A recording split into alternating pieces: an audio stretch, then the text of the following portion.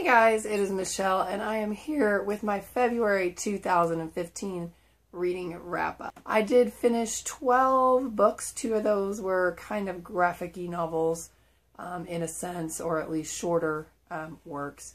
But I'm very pleased with how much I got done in February. First up, this was the physical book chosen by my digital TBR jar project. And it's called Sabines Notebook. It's by Nick Bantock. This is the second in a trilogy, and it's a correspondence between 2 people.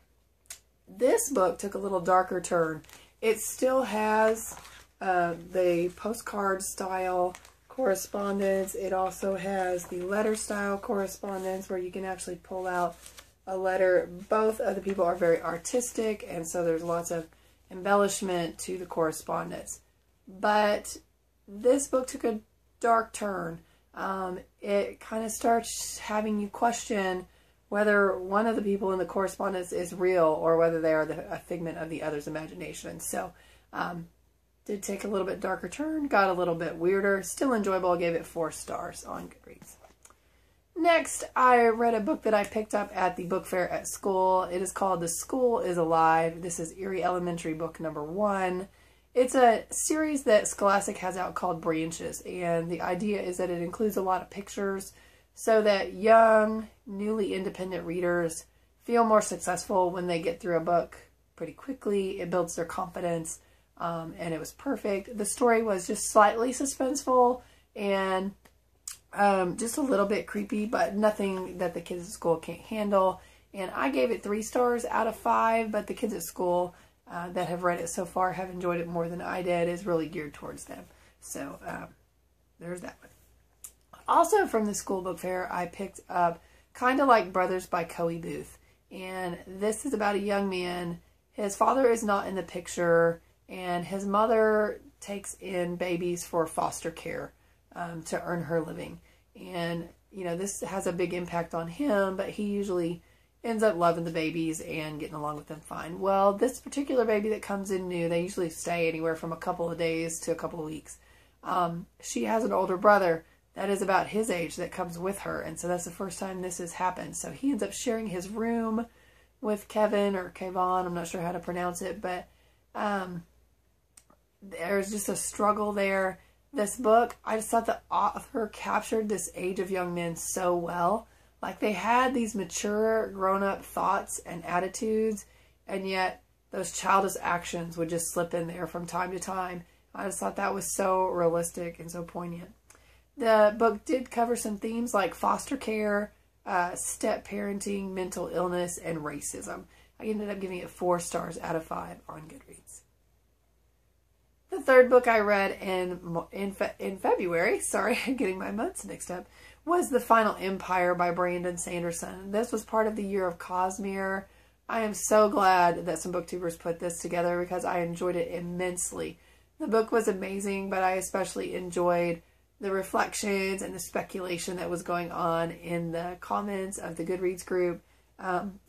I just thought the world was rich. I thought the characters were interesting and layered. I thought that the twists were just stunning and you couldn't see them coming necessarily. The writing, it was crisp. It was easy to follow. The world is so big that it gives you a lot to ponder, and yet it's not confusing. And I'm not exactly sure what kind of voodoo that Sanderson uses to do that, but it's just brilliant. If I had to use one word to describe this book, it would be satisfying. I gave it 5 stars, and it was added to my favorite shelf on Goodreads. Alright, next I read a Valentine-themed book, something I did last year as well. This year I chose Marleys Ghost by David Levithan. It has some illustrations in here by Brian Selznick, though not very many. This was an earlier book of David Levithan's, and I thought that showed. Basically, this is Charles Dickens' Christmas Carol, but twisted to be a Valentine story. The reason I felt like this didn't work is it involved a teenage boy rather than an elderly man. And the struggle that he was having was not from having hurt other people, but from holding himself back. And so I just didn't feel like it worked as well. I never really connected with the main character, Ben. I mean, I felt for what he was going through, but not my favorite read ever. I ended up giving it 3 stars on Goodreads, but I would highly recommend if you're if you haven't read any David Levithan, don't start here because this is not very representative of what he can do. Next, I finished Some 40 Tales of the Afterlives, and this was part of the Read Harder 2015 challenge for me. The category was a collection of short stories. I am so glad I read this. I had never read a collection of short stories before, but I absolutely adored this. It's basically written by a neuroscientist from Houston, Texas, and he just has 40 short stories that range anywhere from 2 pages to 10 pages, just speculating about what the afterlife could be like. And I realized in reading this that my idea of the afterlife was basically came from major religions, and that was it, and I hadn't ever really considered anything outside of that. So this felt very creative and refreshing to me. And the amazing thing was, normally when I hear people talk about short story collections, they're like, oh, a couple were really good and the rest were okay. In this case, I felt like they were all either amazing or really, really good. So I didn't feel like any of them were a lower quality. I did have 7 that I consider favorites, and so if you click the link to my Goodreads and go look at my review, I told which 7 are in there. But some of these just really made me think, and some of them really made me laugh, and it was just a really enjoyable thing to read. I rated it at 5 stars and put it on my favorite shelf on Goodreads. Next was another selection from the Read Harder Challenge, and that was a book published by an indie press. I chose Strings and Bones by Kim Talon. It was a very interesting premise. There's a young lady, she has ghosts that approach her and want her to deliver messages to people who are still living. And it starts when she's about 15, and the book follows her into adulthood. This wasn't my favorite read ever. It was engaging throughout. I wanted to keep reading it. However, in the end, I was just left feeling really unsatisfied.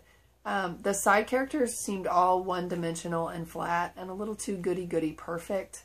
And all of the conflict that was presented in the book was resolved to have never had any danger or consequence associated to it. So I felt like that was really self-defeating as far as the plot was concerned.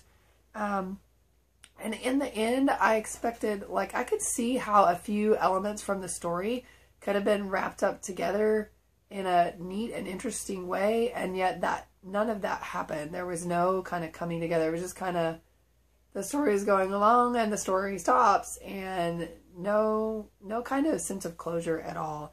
I ended up giving this 3 stars because I did enjoy the reading experience, but without that, I probably would have ended up giving it 2 stars. Next, I read the book for the January-February pick for the Little Book Owl book club on Goodreads. It's called the Little Book Club. It's hosted by Little Book Owl, who I'm sure is a booktuber you are familiar with. I love her. She is so fun. She's so energetic. She's so positive and upbeat. But they were reading Aristotle and Dante Discover the Secrets of the Universe by Benjamin Alida Sainz, and I loved this. I thought the writing was very smooth, and if we were on Coffee Talk, it would be like butter, the way the writing was. I thought the tone and the characters and the pacing were just masterful. He just did a brilliant job with that. The LGBTQ theme was presented in a very beautiful and touching and tactful way, and I just don't think it could have been done any better. I loved that the parents in the story for both of the main characters were very present and very put in a positive light, and they were very prominent in their sons' lives. I just thought that was so important because that is so often missing from books, and yet in reality that's how it is a lot of times. So really enjoyed this story and gave it 4 stars on Goodreads. Next, I got to pick up a book that was not on my TBR. It was my, okay, if I can get to it type choice. And that is Girl on the Train by Paula Hawkins. I really was intrigued by the premise of this book, and then I heard someone compare it to Gone Girl, which I have not read. It follows Rachel, and she is an adult. I believe she's in her 30s, and she takes a commuter train to and from the city every day, and she passes the same neighborhood, and she sees the same couple over and over and over. So she's kind of given them fake names. Now, what you don't know from the synopsis is she has a serious problem with alcoholism, and she kind of blacks out and has gaps in her memory. So she's a very unreliable narrator, and that was so fun the way that was presented in this book. It was a very suspenseful story. It kept me wanting to read it. I absolutely enjoyed the experience of reading it until it was revealed, in my opinion, too early, kind of who done it, and then the resolution from there, I kind of just was no longer invested. So I felt like if that ending had been shifted a little later and we could have kind of compacted that last 15 to 10% down, I probably would have given it 5 stars because it really had my interest. But because that ending just kind of lost me, I downgraded it to 4 stars. Next was a book that I read as part of a buddy read with Charlotte from Ramblings of an Elf Pyre. It's about Harry August. He has lived the same life over and over and over, and then something different happens at the end of, I think, like the 4th life. A little girl comes to him and delivers a message to him, and that kind of changes everything. There is a pair of characters in the book, 2 men, who are frenemies and friends and enemies. And this really reminded me of Vicious, but on steroids, because it takes the violence to a whole nother level. So if you're uncomfortable reading anything with physical discomfort or torture or things like that, this might not be the book for you. It had a lot of physics in it. A lot of it went over my head. But in the end, that was nothing to worry about. It didn't end up mattering.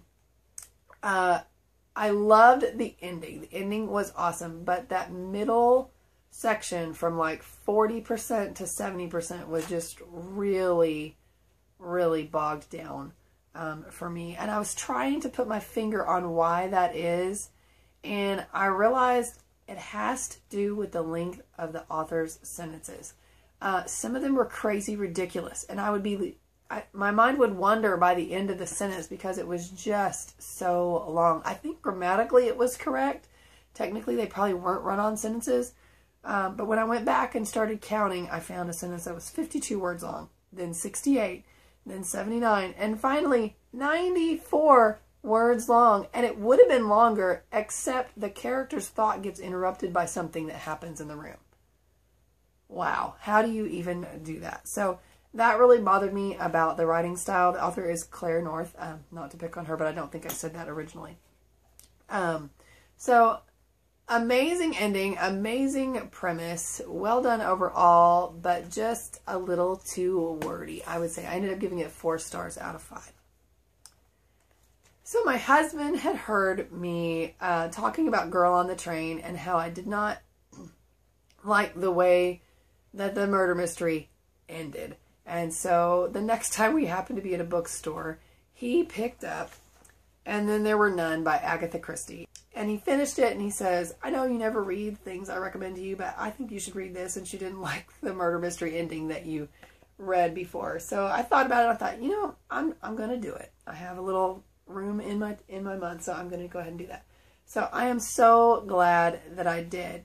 This story, And Then There Were None, kind of has a theme of the nursery rhyme. It has different kind of connotations. I think in America we mostly grew up knowing it as 10 Little Indians, or 5 Little Monkeys Jumping on the Bed type of thing, where the number gets lower and lower, and then there were none. So Agatha Christie wanted to take on a challenge of writing a murder mystery where there are 10 people and by the end not one of them is left alive, and how to explain that. She just wanted to take on that challenge because she wasn't sure it could be done. She said it took a ton of planning. There's a little foreword at the beginning by her, a note from the author that explained it, an author's note right there that explained it. And she just did a fabulous job. I had no idea who done it, and loved the explanation at the end for how it all worked, and was just simply amazed that she was able to pull it off. So highly recommend this book. Gave it 5 stars. And lastly, I had another kind of impulse read that I picked up. That was Etta and Otto and Russell and James. This is by Emma Hooper. It's about 3 elderly people, and they have been friends since teenage or childhood years. And I loved the characters. I loved the tone. I really enjoyed the reading experience, but the end, again, kind of fell short for me. There were backstories for all 3 characters that were so insightful and so revealing and made you really understand how we got to the present. But then there were decisions made in the present that just completely went unexplained. And because she had done such a great job of explaining with the backstory, I just was really disappointed in the fact that some of the current decisions weren't explained. And I still am wondering about a couple of the decisions that the characters made. It's like, why would they do that? I just can't even begin to understand. But anyway, I did give it 4 stars in the end. And that was February's reading for me. So comment below, have you read any of these? What was the best thing you read in February? Thank you so much for watching, and happy reading.